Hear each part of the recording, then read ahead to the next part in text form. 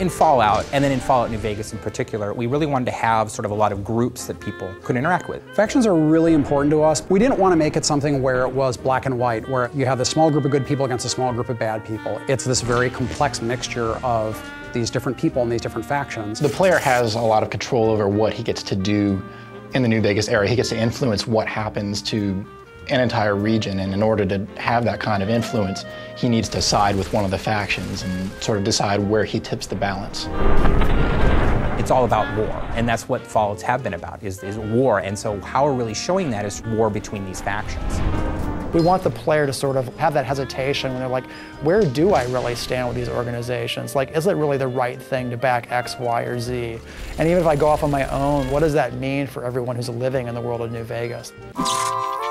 We have three primary factions, one of which is the New California Republic. Which is this big, sprawling government that's gotten too big for its own good. It's so big, it can't control its own territories, it can't police its own laws, it certainly can't protect its own citizens.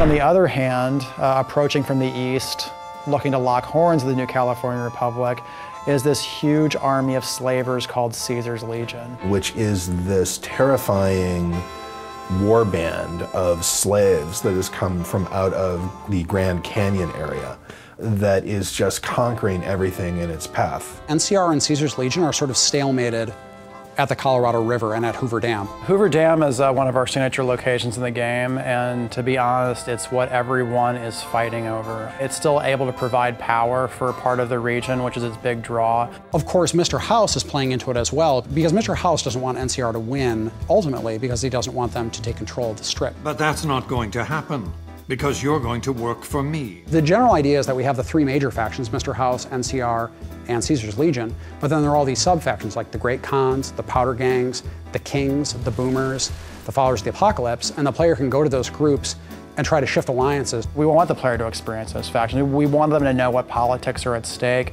and what ideologies these organizations represent. So when they choose what factions they want to work with, it's based on something more than just a gut, they're good, they're evil reaction. So if you support Caesar, or if you support NCR, or if you help the Great Khans or the Kings, it's going to make a big difference.